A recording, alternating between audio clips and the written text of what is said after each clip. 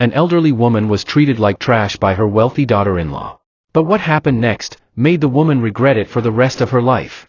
A story of humiliation, patience, and the inescapable force of karma. How will the truth finally come to light? And what awaits the one who caused so much pain? Watch until the end, this story will break your heart. Margaret took a sip of the warm jasmine tea that Sophia had prepared. The delicate aroma brought back memories of happier days, before her husband passed away, before she became an unwelcome guest in her own son's house. Across the table, William smiled warmly. "Mom, are you comfortable here?" he asked, gently holding her hand. Margaret returned his smile. "Of course, dear. Your home is lovely." Beside him, Sophia offered a sweet smile, one that didn't quite reach her eyes. "As long as you're happy, we're happy," Sophia said softly. She even stood up, walked behind Margaret, and began to massage her shoulders with feigned gentleness. Margaret tensed slightly but chose not to resist. She glanced at William, who looked pleased, thinking his wife was being kind to his mother. Ah, if only that kindness were real. A few minutes later, William stood up. "I have a meeting this morning. I'll be back later." He kissed Sophia's forehead, grabbed his jacket, and walked out the door. As soon as the door shut, the atmosphere changed. The warmth disappeared. The fake kindness melted away. Sophia folded her arms across her chest, her expression cold. "You can't sit on this sofa, Margaret. It's for guests." Margaret froze. The mask had slipped so quickly. Sophia walked into the kitchen, opened the fridge, and glanced back without really looking at Margaret. "If you're hungry, eat the leftovers. Don't touch our fresh groceries." Margaret swallowed hard, glancing at the breakfast spread that had been on the table just moments ago.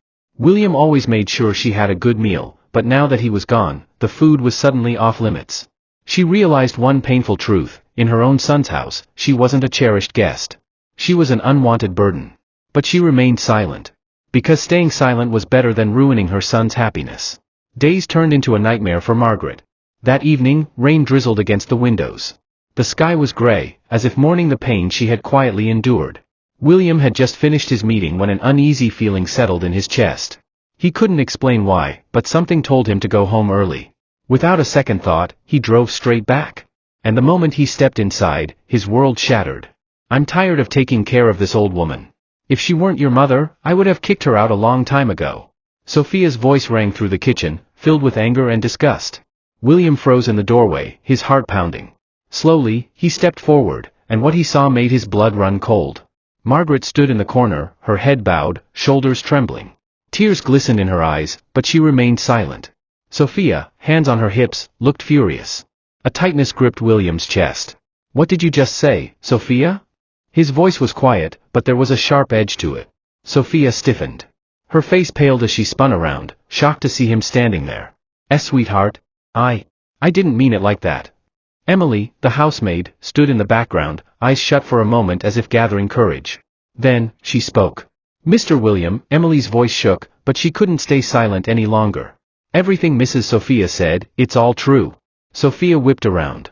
"Emily, shut up." But William had already seen enough. He had seen the fear in his mother's eyes. How had he been so blind? Margaret finally lifted her gaze, her face etched with sorrow. "Son, I'm sorry. I never wanted to cause problems in your marriage." Her voice was barely a whisper, her tears falling. Something inside William broke. He turned to Sophia, his expression unreadable, but his eyes held nothing but disappointment. "I can't forgive this. We're getting a divorce." Sophia gasped. "What?" William didn't answer. "No, you're joking, right? Over her? Over my mother?" For the first time, William's voice thundered through the house. Margaret, sitting in the corner, bit her lip. It hurt her to see her son going through this, but deep down, she knew, it wasn't her fault. "I can't live with someone who has no heart," William said, his voice calm but firm. Panic washed over Sophia. She dropped to her knees, clutching his hands, her eyes desperate. "Please, don't do this. I'll change. I'll be better to your mother. Just give me one more chance." But William didn't flinch. His heart had already closed off to her. "I've made my decision." Sophia sobbed. But it was too late. 2 days later, William filed for divorce. Sophia begged, threatened, even called his family to intervene, but nothing could change his mind. And when Margaret left that house, she was no longer a castaway. She was a mother who had finally regained her son's love. 1 year later. In a dimly lit apartment on the edge of town, Sophia sat alone. The elegant furniture she once adored was gone. The luxurious paintings that decorated her walls had been sold. All that remained was an old mattress, a small table, and silence. She stared at her phone. No calls. No messages. After divorcing William, everything crumbled, her business failed, her friends disappeared, and she was left with nothing. It all vanished as quickly as she had lost her husband. Sitting on the cold floor, she held onto a framed wedding photo. A photo that once symbolized pride, now only a reminder of regret. Her fingers traced William's face in the picture, trembling. If only I could turn back time. Tears streamed down her face. But regret always comes too late.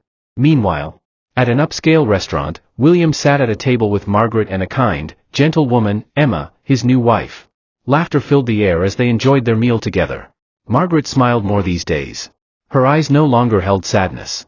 Because in the end, kindness and love always come full circle. This story reminds us that how we treat others, especially family, is an investment in our own future.